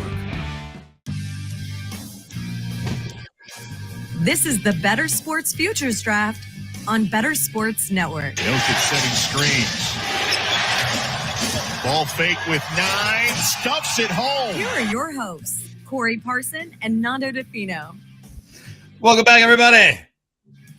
Bettor Sports Network, Corey Parson, Nando Di Fino. Thanks to the NBA for that footage. Well, I guess the audio. I don't know, footage could be audio. Can it? I don't think so. I don't know how that works. Whatever. Yeah. Anyway, welcome back. We're picking futures across the sports, whatever you love. Just to recap real quick, we're going round by round. It's a 5-round draft. It's a spin. It's a spin on the typical, I like this. First round's $1. Second round's 10. Third round's 25. Fourth round's 50. Fifth round's 100. Corey, before we jump back in with Adam, do you feel like maybe the first round, like maybe they should have like the first round should also be like 25. Maybe the first round should also be 100. God, it's, to me, like what's 8-1 betting $1 on it? You know what I mean? Or maybe the first round should be like a parlay, or have everyone build a parlay or something to make it more than like $8. Or maybe you can have each contestant assign their dollar value to the bet themselves, as opposed to placing it in a round. That is a way that you can go about it as well. But yeah, you definitely in that dollar round want to take some big shots, and we saw that with Alonzo in the Alonzo pick and the Harper pick and the Morant. I don't think Alonzo's that much of a shot. Alonzo's a beast. Aaron Judge always gets hurt. But it's 9-1, right? So you know that's a very good $1 bet. Yeah, you would want longer odds, but at 9-1, I'm fine with that. I think Pete Alonso, I would love to see what a number would be, and I know it doesn't exist right now. Pete Alonso, member of the 500 home run club, when all the dust settles on his career. I wonder what would you put that at? 33-1? Nah, that's probably too high. I mean, you're talking about longevity now. You're taking that into consideration. So he's a pretty healthy guy. He's a fairly healthy guy, man. Right now. Yeah, but he's not like a big lumber, out of shape first baseman. These things can change though. Right, but I mean, someone's gonna hit 500 home runs again. You know what I mean? Like it's no doubt. Why not Pete Alonso? Why not? Why not? Yeah. All right. Anyway, let's bring Adam back. Adam, when he just left us, had done a hockey bet. He's a hockey guy. You stress staying in the wheelhouse. Stick into the wheelhouse. Mm-hmm. Yeah, the stakes are higher. $50 this round, $100 next round per bet. So there's $150 to throw around on 2 bets left for everybody. Adam, what are we doing? Let's go to the podium. I'm going to go back to the NBA here. Nikola Jokic, plus 165 to win the NBA MVP. The last person to do it 3 times in a row was Larry Bird. I think Jokic is just having one of those years that, and I get the whole fatigue argument. When you look back at the history of NBA MVPs, there's a lot of guys that get to 2, but they don't get to 3. I just think, he had his 20th triple-double of the season the other night. He's averaging, 25, 12, and 2, and 10 or something like that. He's got the Nuggets at the top of a very tough Western Conference. I know some teams will close the gap there with Phoenix and Dallas making upgrades, but the Luka argument gets hurt with the addition of Kyrie, and I just think that he's worthy of getting it for the 3rd year in a row. So I'm gonna, like you said, we'll get a little more conservative here, but Jokic at plus 165. So let me ask you this, right? I think you kind of led with the issue. The only other person the last person to do this was Larry Bird. Now you're in rear ear when you're talking 3 straight MVP awards. That is Larry Bird territory right there. I don't think Jokic is Larry Bird territory, but by the same token, if you average a triple-double, how do you not win the award? Exactly. And listen, I understand that Giannis is going to be right there and Jason Tatum's going to be right there too. But at the end of the day, I mean, and maybe he loses a little bit there because he's out playing in the Mountain Time Zone versus those guys playing in the East a lot. But I just think he's having a year worthy of getting it for a third time in a row. He's unbelievable. Well, I guess that bias didn't hurt him the first 2 times, right? So Exactly. all the excuses I think you can make there. The second time, Nando, the back-to-back for Jokic was a lot. But listen, is it time that we just realize that this is one of the best offensive players of all time? That's what it looks like right now. And he does it so easily. I would want more points per game, but it's hard to go against this. So I think let's demand more from a 2-time reigning MVP. Who's averaging a double? Who's averaging a triple-double? Here's what I want to see more of, please. Yeah, it's a good pick right here. I like it. All right, nice. Let's move along to Tyler Soto, who's had some interesting picks, man. He's skipping through all kinds of sports here. We got golf. We got college football. Yeah. Little Major League Baseball, you know what I'm saying? I feel like he has an attitude with the host, you know what I mean? Right. but the last round was one of the best picks of the draft in Zalatoris. So let's see what you got now. All right, so for my $50 pick, it's a little bit of a long shot again, but it's another long shot I fully believe in. And we're going to go to baseball, and I have Aaron Nola winning the NL Cy Young at plus 1,300. He's finished with Cy Young votes in 3 years of his career, 2018, 2020, and 2022. Last year, he did finish 4th. Now, this is interesting because Keith picked Max Fried earlier. Fried finished 2nd. Nola finished 4th. Now, there's a couple guys ahead of him. Alcantara, I don't think he gets it again. I don't think we really see back-to-back Cy Young winners as far as I can remember. Corbin Burns, I don't trust him necessarily in Milwaukee. I don't think Verlander gets it again. I don't think Scherzer gets it again in his career either. So then you have Fried and Aaron Nola. And this is where it gets a little bit interesting because they both pitch in the same division in the NL East. And they both have teammates on that pitching staff that could steal potential votes away from them. For Nola, it's Zach Wheeler, and for Fried, it's Spencer Strider. But I think Nola edges out Fried and wins the Cy Young. Corey, this is if this plays out. This is a play to win right here. I was going to say this is a very real possibility, and 13-1 at $50. I mean, who cares? Like that's just you've basically destroyed everything else. It's like hitting that bottom thing in Angry Birds, where everything just keeps toppling. It's just over. Yeah. That's it, man. Like, you've completely canceled out every other bet anyone has placed if Nola wins the Cy Young Award. Yeah, which is interesting. And no, it's an interesting strategy. A player award for a pitcher at this dollar amount is tough. What is his? I'm not familiar. What is his health status? Is he going to? How many innings is he going to give? He's pretty good. He get 220 actually in a good year. If he's a guy that can give you 220 innings at 13-1 to win an award that he is placed for as recently as last season and 4 times, I believe is what Tyler said in the past. Solid bet right here. Good way to go with a longer shot when the rest of this round will probably be conservative. This is the National League Cy Young race. Is pretty wide open too, man. I mean, like Zach Wheeler's among the favorites. Yeah. Zach Gallen, Joe Musgrove. Like you got Logan. I mean, this is a very real possibility here. I would go all the way down to Julio Urias at 20-1 maybe as my dark horse, but I mean, a 13-1 Aaron Nola seems way more viable. I would think. Yeah, that's what I was thinking. And for the record, he did go 205 innings last year, I believe.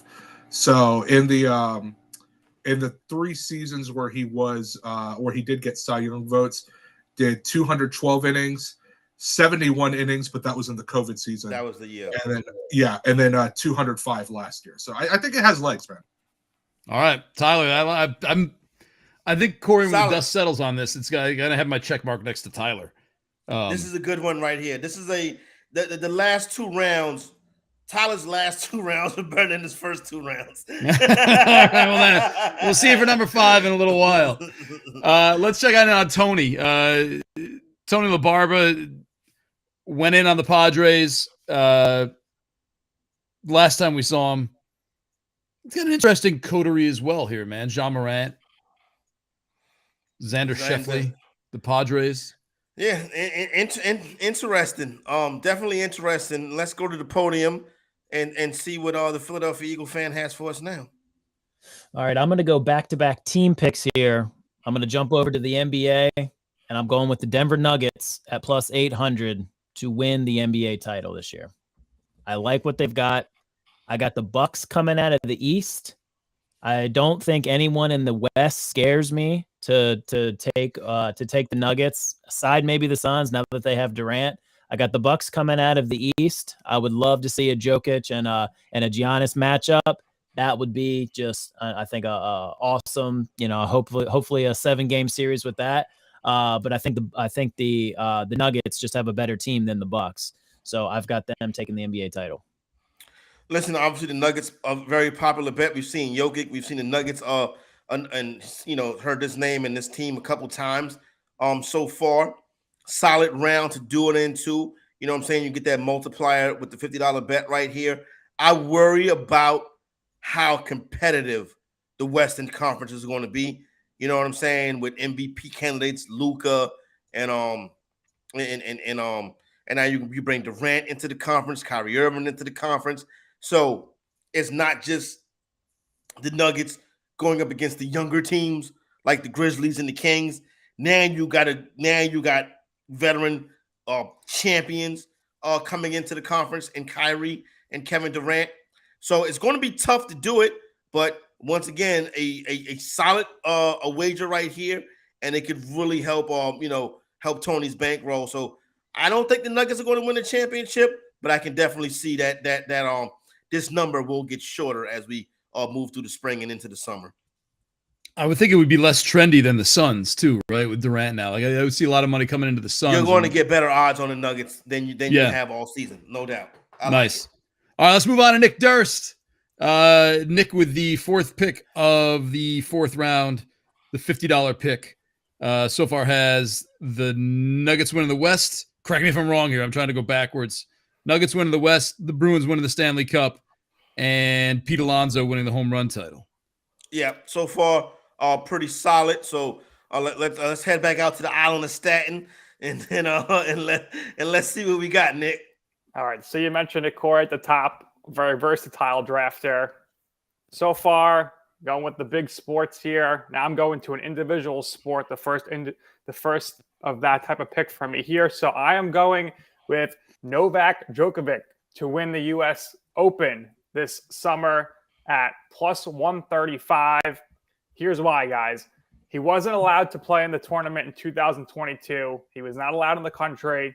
He wasn't allowed to be in the country and play in the Australian Open in 2022. Comes back in 2023 and gets revenge and wins the tournament with ease.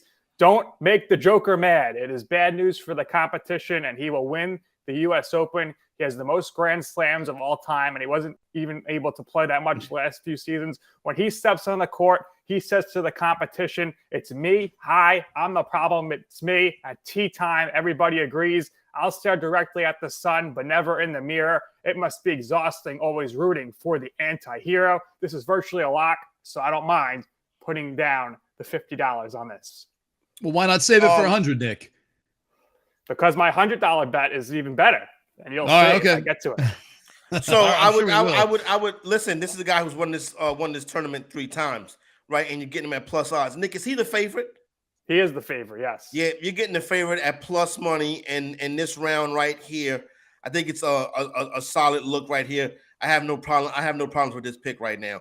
I don't know much about the. I was going to say he's playing angry, angry on a hard court like that. I mean, that's going to be you can kill somebody. You can kill a spectator. Just think. I know you guys aren't tennis guys. I'm not huge either, but think about how Tom Brady played after the whole Deflategate. He came back from suspension, wins the MVP. They won the Super Bowl. So He's in the same mindset right now, Djokovic. Good narrative right there. I like it. Solid pick. That's a good narrative. All right, let's go to Keith for his last pick of the 4th round. We'll take a break. We'll hit the wheel and then hit the $100 round after that. Keith, welcome back to the show. All right. Keith's had some actually been full of fun picks. Go ahead, Keith. Yeah, I'm trying to have some fun with these picks. I'm not going chalk. I'm not going to be super dusty with all these chalk picks. Are you saying that Nick is going chalk? Yeah, I'm saying a little chalky over there. Just a little. Chalky. Okay. More shots fired.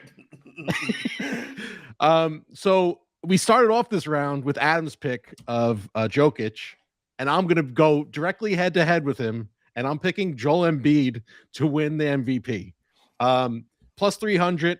Listen, the guy was a follow-up to the MVP twice behind Jokic. I think there's severe voter fatigue. See Derrick Rose over LeBron, see Steve Nash over LeBron. Like, if they didn't give it to LeBron, they're not going to give it to Jokic. So I'm convinced that it's going to be Embiid. I don't think Doncic, now that he has Kyrie, that's going to lessen his chances. I think Giannis is still a chance that he could do it, especially with the injuries on the team. But I think Embiid's going to win it this year. So, Nando, I think this is the best pick of this round. All right, yeah. Because the Jokic Embiid is, I think it's a real thing. And I think Keith spoke to that well. Each of the last 2 seasons, this award would have probably went to Joel Embiid if it wasn't for late season injuries. Now, Jokic, nothing against him, but Embiid's dominant big man too. I think Embiid is going for the award. I think he wants to win it. I think he's in a spot where he's going to have Philadelphia, probably the best 76er team we've seen, maybe since their championship era, to be honest with you. I think Joel Embiid, I think he plays angry the second half of the season after, not being an all-star starter. Now, the Jokic, the Jokic MVP in this round and the Djokovic, right? Both coming in that plus 135 to 165 range. You're getting plus 330 for the guy who was the runner-up of this award the last 2 years, losing it basically to the same guy. So I think this is a real good pick right here. Is there wasn't the thing against? Sorry, go ahead, Keith. Oh yeah, I was going to say the only concern I have for this is that Embiid has missed I think 12 games, and there's only been one MVP to that won, and they missed 11 games. So that's the only concern I really have is him missing time. Yeah. Was the problem? That's what it's been the last 2 years. It's not centers, right? Like centers never win. Kind of. It wasn't that the problem with Embiid preseason? It's like he's a big man, and Jokic is a big man too. And we've seen Shaq win the award. So a big man can be dominant, especially a big man like Joel Embiid, who is like, friendly. You know what I'm saying? Like a giant teddy bear type guy. You know what I'm saying? Not like an intimidator or something like that. So listen, I like it. I think it was the best pick of the round right here. So solid pick right here. All right. Tell you, let's take a quick break. That ends round 4. We're gonna go up to $100 now, and I guess see what people are made of. Is it gonna get conservative? Is it gonna get a little more fun? Can anyone top Aaron Nola at 1,300? I don't know, man. That's it. If it happens, that's it. Right yep. Mm-hmm. But if you're like doing like what Nick does and slow and steady wins the race, man, maybe you just keep. Maybe the winner of this will have $76. You know what I mean, Corey? It's who knows? You're right. You're right, because we're taking long shots. We're putting $1 on long shots, putting 10. You know what I'm saying? 25, whatever. But maybe it's Jack putting 100 on. You know what I'm saying? I don't know. Whatever, putting 100 on something with that's minus 165. And yeah, maybe I mean, these $65 can win it. You're right. These aren't meant to be easy. You know what I mean? Like this is people don't win futures all the time. Anyway, we're hoping some of us do here, though. Let's take a quick break. We'll be right back with the final round of the futures draft. Moose and Keith. Weekdays at 10 a.m. Eastern. The word genius is there. Bob Glover, it describes him. Bob, so when's the last time that Twitter defeated you? Because I've been defeated by Twitter today. I'll tell you how Twitter defeated me one time. I had the mistaken impression that the year that Troy Polamalu won the Defensive Player of the Year, it looked like it was going to go to Clay Matthews Jr. and I tweeted it. And there was a guy on the media bus. He was like, "Oh yeah, he's got it. A guy I trust." I won't tell you who it was, but his initials are Mike Garofalo. So I went with it. Got a DM from Rich Eisen, NFL Network. He goes, "You sure about that?" I go, "Oh man. Oh, I just got this wave because like accuracy to me is really important. So I'm literally on the media bus. We're just getting back from media day. We are slipping and sliding in Dallas. It's snowing. I get off the bus. I open my laptop. I'm hunched over, and I just like literally people are passing me. Bob, what's wrong? And it was Palomalu, and Adam Schefter had retweeted me.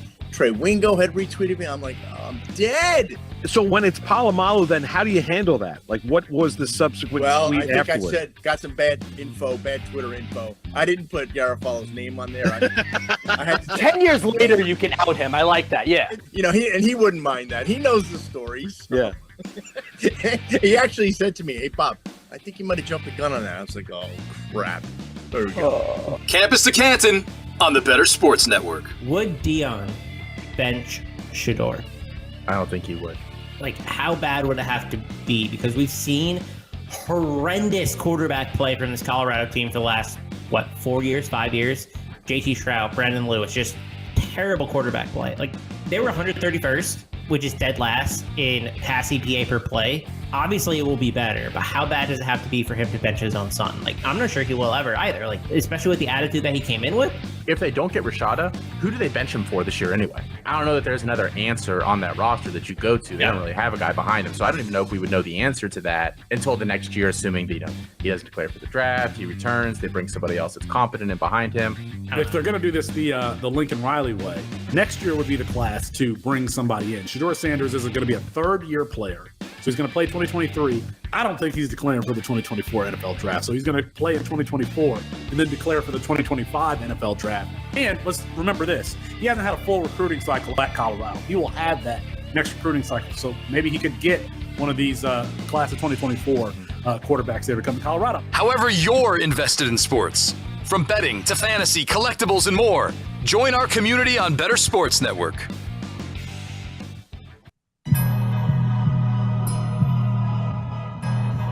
This is the Bettor Sports Futures Draft on Bettor Sports Network. Swing and a miss. He got him. Big time pitch by Aaron Nola. Here are your hosts, Corey Parson and Nando Di Fino. Welcome back, everybody. Little Aaron Nola for you. Thank you, MLB Network. MLB, whichever arm of MLB that's from. Corey, we're about to finish up. A final round. We're going to finish. Yeah, we got some time left. But we are going to finish up the final round here. It seems like every time we try to guess the strategy, we guess wrong. So maybe we should stop that.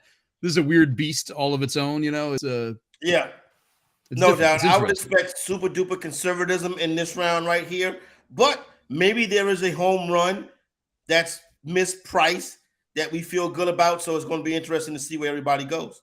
Well, that's why I like the 1,300 Aaron Nola in the $50 round. Because then you can still have the $100 one to fall back and be conservative on. Like, should you try and go for the 150 and go conservative in both? I mean, if you're kind of, if you play it right in those earlier rounds, you're close enough, I think. That Aaron Nola was solid. The Aaron Nola was very solid. You know what I'm saying? Yeah. I think we would have gone Julio Urias there. Just do on 20-1. I'm not a Nola guy. I'm not Aaron Nola. It's a little long. It is a little long shot-ish. That's why it's 13-1 for a reason, but I think there is some value in it. I like the idea. I don't like the pitcher. So that's wrong. Okay. Anyway, let's rock and roll. Final round. These are $100 futures bets. Let's forget about the draft. These are $100 futures bets right here from 5 people who know what they're talking about. How about that, Corey? How about Let's that? do it. Put some weight to it. All right, let's go. Keith, you're up. Let's hear what you got, man, for your final pick. $100 on any futures bet. What's it going to be? Yeah, I think this is might be one of my most risky picks, and I have a lot of faith in it. I think it's going to come true, but you know what? It's called gambling for a reason, and I want to have some fun with it. So I am picking the Seattle Mariners to win the AL West, plus 300. I love the young roster. I think taking Verlander away from the Astros, which is literally the win total between the two teams, 16 wins. Verlander had 17. I don't think the Astros are going to be able to replace the Verlander production. And the additions of good bats in that lineup, Teoscar, Wong, also Julio. I'm sorry, I'm blanking on his name at this moment. Julio Rodriguez? Yes, thank you. I blanked on his name. Julio Rodriguez, he is considered by some to be a potential MVP candidate. So this team is primed for takeoff. They have young starting pitchers who had very solid seasons, and maybe they could take that next step. And I think the Astros are going to come back down a little bit to earth. So you got a division with a dominant team, right? That's number one, and I understand the reasoning. But here's the thing. This is one of the most popular MLB futures. And when I see heavily bet futures, I worry about it. You know what I'm saying? Here's my deal, Keith. I would have liked this at plus 400, plus 500, plus 600. I think the odds are too short. I think the odds should be longer than 3-1 for the Mariners to take over the AL West from the Houston Astros. That'd be my thoughts on it. So I would think that you would have had, to me, the number's not long enough if I'm taking this wager right here, but I really don't have a problem with it. Nando, what's your thoughts on it? I love it, man. Like we mentioned it earlier about, how they were, I think, the 8th favorite. I think the Astros last year, everything that went right for them went right. Even the good vibes, everyone wanted to see Dusty Baker win a World Series. That team, man, was kind of old. They lost some pieces that people are underrating. Carlos Correa is gone. We're talking about Justin Verlander. Well, Carlos Correa has been gone for a year anyway. But still, you could still feel the after effects of that. Gurriel's gone, and he was kind of a glue there. It's just like, I look at that team, and I look at, they're almost like, people are dumping on the Dodgers for losing a lot of talent. I don't think people are looking at the Astros as closely. And just like what went right last year for them was basically everything around every corner. Mariners are young and they're hungry and they're good, man. I don't think they're an over 100 win team this year.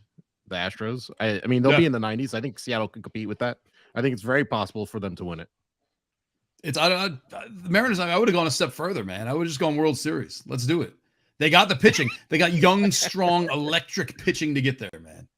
Let's rock on to Nick Durst. Nick, we have a pick. Corey, I would call this. Hey, Keith, thanks a lot, man. Good draft. Thanks, guys. I appreciate you having me. Corey, I don't know. Plus 300 for Mariners to win the AL West, I would consider still semi-conservative, by the way. For the $100 round, to turn that just into $300, I think that's pretty within the scope of what we thought was going to happen so far. I would want to see something that has been done before. Yeah. Right? So I would think, with me, Mariners to win the AL West, give me plus 500 in round 3. Yeah. That's how I looked at it. But, whatever. We'll see. No, you're right. I know what you're saying. I would have thought 300 was someone else. You know what I mean? Yeah, I think that's too short. I think that's too short for a team that hasn't done it yet. But time will tell. What's it telling us, though, man? I mean, like, you look at it's not like Washington is a huge online betting state. You know what I mean? Like, where like the numbers might be tilted a little bit. I think it's real popular. Like coming into the NBA season, the Detroit Pistons over was very popular. I think when you see those real popular futures, like the Los Angeles Chargers to win the AFC West, when you see those real popular futures and they get bet down to short numbers, to me, that's a stay away spot. It's probably Julio Rodriguez is the poster boy for tops. They're pushing him then hard. Why not Julio Rodriguez to win the MVP? You could do that. It's plus 700, I think. Maybe that is the shot right there. Yeah, maybe that's it. All right, let's move it along to Nick Durst. Nick, your $100 future bet. Probably interesting. Corey, what do you think?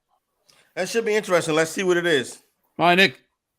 All right, guys. For the first time since 1973, a basketball team will be champion in New York. It's the best basketball team in New York. No, it's not the Nets, and it's definitely not the Knicks.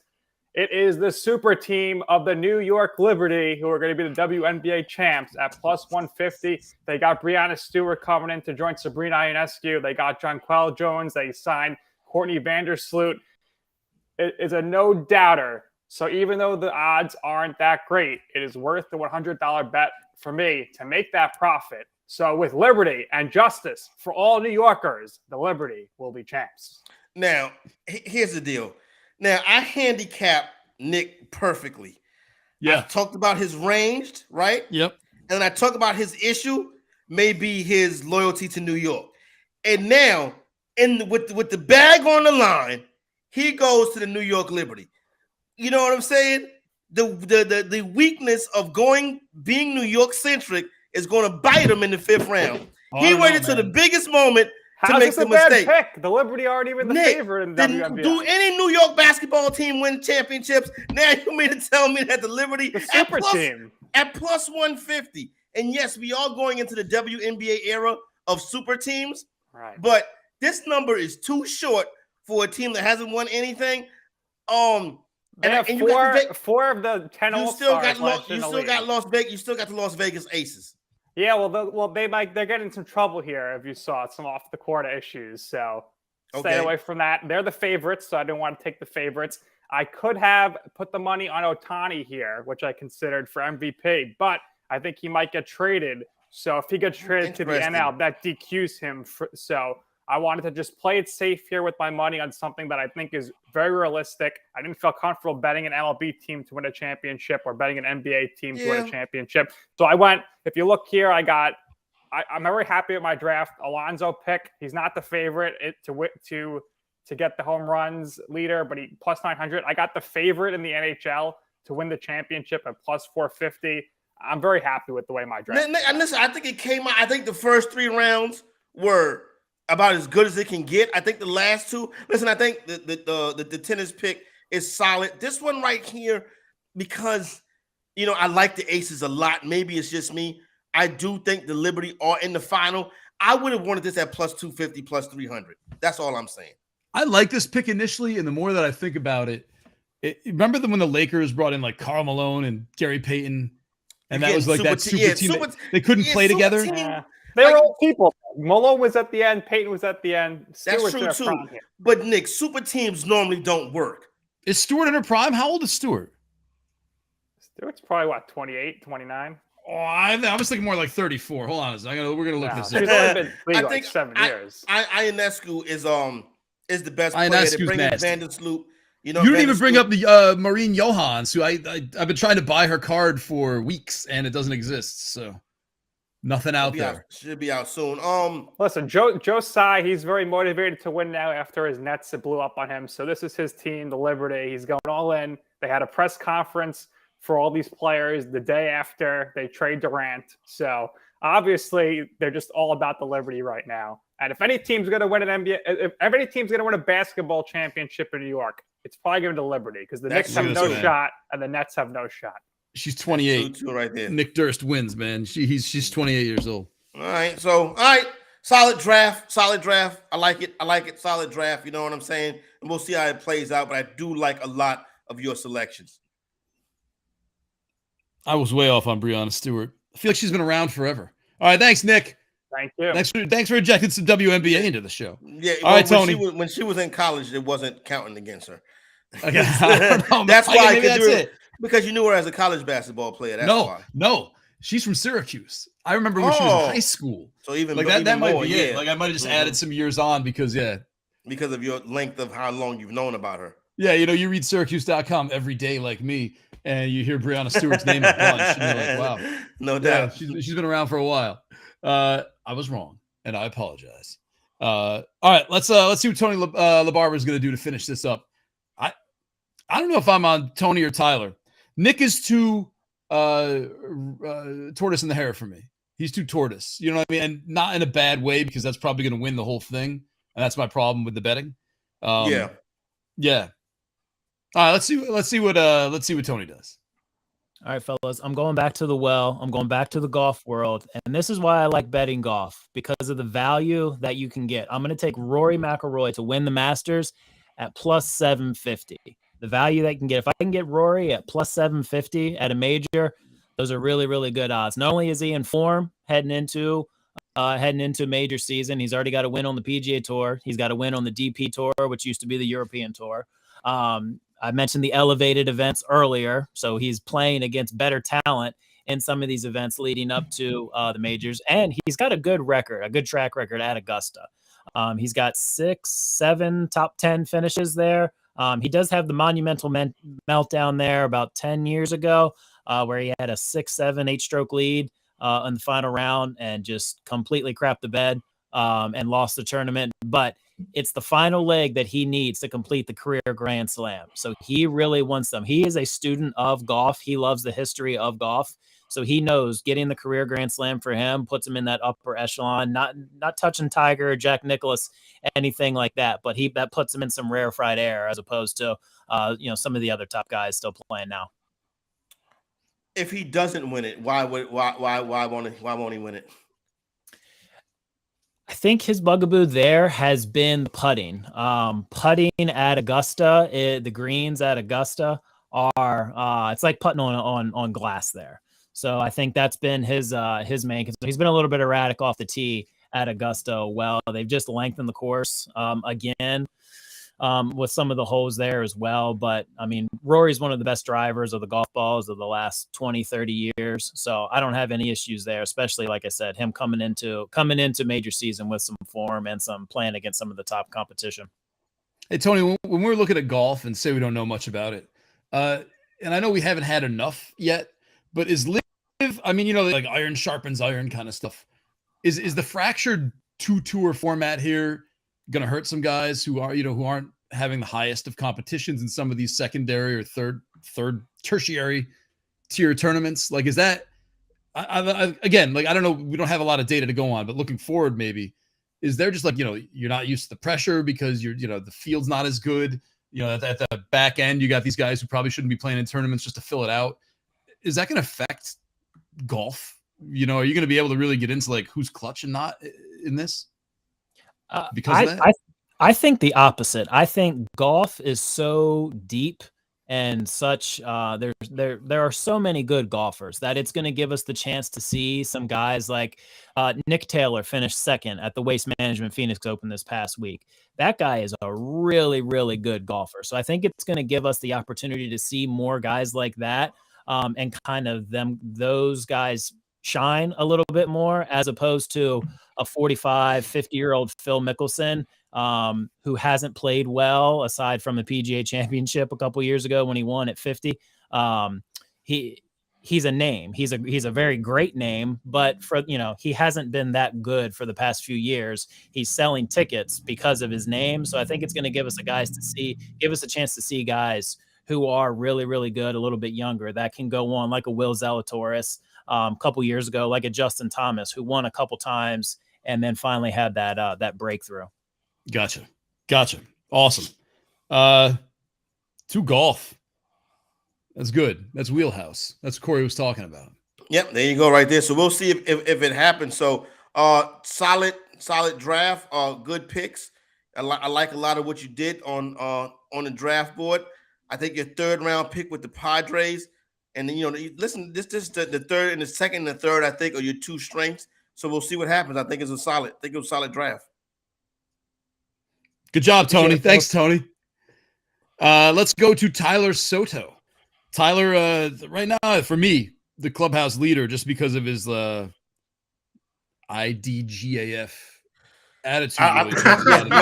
No. Tyler, real strong in rounds 3 and 4. So hopefully he can finish off strong. So this one is, I'm going to be honest, it's a little bit of a long shot, but it's although I don't appreciate his back end corrections and amplifications. So I'm going to document points for that. All right. But it is a little bit of a long shot, and it's a long shot I firmly believe in, and I will explain why. Vladimir Guerrero Jr. to win AL MVP at plus 1,500. This is what I'm talking about. He's trying to win. My reasoning is this. So you look at the people ahead of him. There's Yordan Alvarez. People, the baseball purists and the voters, they like people who play the field. Yordan is mostly a DH, okay? He can hit bombs. He has great numbers, but they like people who play the field. Julio Rodriguez, I'm going to say he goes into a sophomore slump. I'm just going to take a guess right there. Aaron Judge, I don't think he wins it again. Mike Trout, too injury prone at this part of his career. The favorite is Shohei Ohtani at plus 200. Not only do I think he gets traded before the trade deadline, but I think he gets traded to the National League, in which case that throws the American League MVP out the window. So right behind all those 5 dudes is Vlad Guerrero Jr., who's been in Cy Young voting twice in his 4-year career, came in second to Shohei in 2021. Toronto is a very hitter-friendly stadium. He also plays in a division where they have very hitter-friendly ballparks, New York, parts of Boston, Camden, now that they've Camden did push that ball back, so maybe not that one. But then he has a Trop too, and the Trop is very, it's a very hitter-friendly ballpark. I think Vlad Guerrero has a very strong case and chance to win AL MVP. I like solid. I mean, we're talking. Listen, go ahead, Corey. If Tyler hits any of these bets, it's a good chance that he's going to win. There you go, right there. So, he's either going to be bankrupt or he's going to win the whole joint. Now, in the Guerrero pick, this is a guy who is placed in MVP voting in the American League before. You get him in a 15-1 with the 5th shortest odds. I like the way you broke down the candidates in front of him. Solid wager right here. Not the strategy I would have took, but hey, all you gotta do is see me. I'm trying to hit 3 of the 5, right? He just need to hit 1. Right. That's the way I would play this too. Actually, that's why I think I'm drawn to these picks, because not necessarily the picks. Again, like I do like the Vlad reasoning. Did Toronto mess with their walls too? Didn't they, to bring the fans closer? I believe they did a little bit. So they probably brought the walls in just a tiny bit. But hey, that all adds more to his home run total. I mean, you got to remember, in the past 2 years, this dude hit 32 home runs last year, and he hit 48 the year before. He's only 4 years into his career. Yeah, but he was playing in Dunedin, wasn't he? Dunedin. I mean, has any Blue Jay ever won the MVP? Probably just maybe George Bell. That's really it, right? Joe Carter. No, Joe Carter, I think, was World Series MVP. Probably just George Bell. I'd have to go back and look at that. Yeah, maybe I only know George Bell won MVP, man. Yeah, that's when I was locked in. Nando, I had the back of the baseball card. I know, the 82. I remember that. I remember the George Bell. There you go. Josh Donaldson probably in 2015. Donaldson, yeah. Okay. Off the top of my head, I'll say Josh Donaldson in 2015. All right, let's move on to Adam Bernard as we wrap this up. Tyler, man, I'm a fan. I'm liking this. This is, but it's will spell our doom because I'm horrible at betting. But yeah, I appreciate it. And Corey, you'll be getting texts from me throughout the year, letting you know I was right. I'm looking forward to it. Tyler said he's setting up calendar alerts. Just be okay. April 17th, Masters. Tyler's got receipts, so I'm looking forward to it. All right, man. Good luck. Let's bring up Adam Bernard to wrap a little bow on this. Let's see what's crack-lacking here. Adam, welcome back, friend. Good to be back. I'm going to guess, knowing you and having you produce this is probably going to be a nice, safe hockey bet. You are on the money, my friend. So I am going to take the Vegas Golden Knights to win the NHL Pacific Division at plus 240. I like to go process of elimination here, so let's look at the Pacific. Anaheim, San Jose, Vancouver all suck, have no chance at winning the division. Calgary at 61 points right now. Could they make the playoffs? Absolutely. They haven't done enough this year to make me think that they have any shot at the division. Moving up in the standings. Edmonton and Seattle, both very good teams. Neither really have the goaltending, I think, to really separate themselves. So now we get to the top 2 teams with Vegas and Los Angeles. Now, LA right now is plus 500. The last time I checked, to win the division. That would not be a bad bet to place. However, Vegas right now has probably been one of the more consistent teams in the league since the season started. Right now, they have a game in hand and a point lead over the Kings, which is a little negligible. But when you look at the schedules down the stretch, and anything can change, they have 7 what I would call gimme games versus the Kings 5. And the other part of this is the Golden Knights are about to put one of their heavier contract players on long-term injured reserve, Mark Stone. That frees up a lot of cap space for them to go big game hunting at the NHL trade deadline, which comes up on March 3rd. And I think they're going to get the biggest name out there, which is Timo Meier. And if they get him, put your money in now at plus 240 before it goes down even further. All right, solid right here. Listen, I look at Adam, right? And let me ask you just about this final pick. Let me ask you a question. If they don't, if this bet right here, Vegas to win the Pacific at plus 240 doesn't hit, why? Right now, their starting goaltender, Logan Thompson, is week to week with an injury, although I do think he'll be back in time to make a difference. Aiden Hill has been a solid backup for them, and he's going to get the load for the next couple of weeks here. That would be the reason. The Kings are a pretty good team, and that would be, if anybody snipes them for it, I think it would be Los Angeles. They are also looking to be active at the deadline, although I don't think they're going to make as big a move as Vegas. And the West is wide open right now too. So either division you want to place a bet, there's really not. The West is super wide open right now. It's not like the East where you're looking at Boston and Carolina. Nando and Adam, I think it's a very smart draft. I think it was planned out right. I like rounds 3, 4, and 5 more than I like rounds 1 and 2. So I think Adam is in the mix as well. I feel like everyone's in the mix here. This $100 round is so interesting. And everyone's in the mix, but not to be a wimp about it.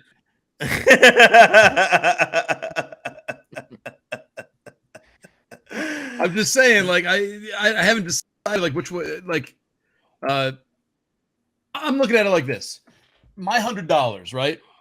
If I'm looking at these 5 selections we have, the Mariners, the Liberty, Rory McIlroy, Vlad Jr., and Vegas, I think if we're talking real money and not a draft and a game, number 1, I would put on the Liberty. Number 2, I would go with Vegas. Then I think I would go Mariners, then Vlad, then McIlroy. And that's probably because I don't know enough about golf. I'm not confident in my golf. But the other 4, so I do feel like, I don't know, man. Like, of the final round, I think Vegas to win the Pacific is the best pick of the final round. But that is the multiplier, right? Like that is, yeah, which is probably the most important one. You know what I mean? Yeah. Now, as you move up, I think it's different ways that you can go and you look at it. You know what I mean? But I think Adams, the last pick, was the best pick of this round. So that's where I would leave it for this round right here. I think every round kind of tells its own story.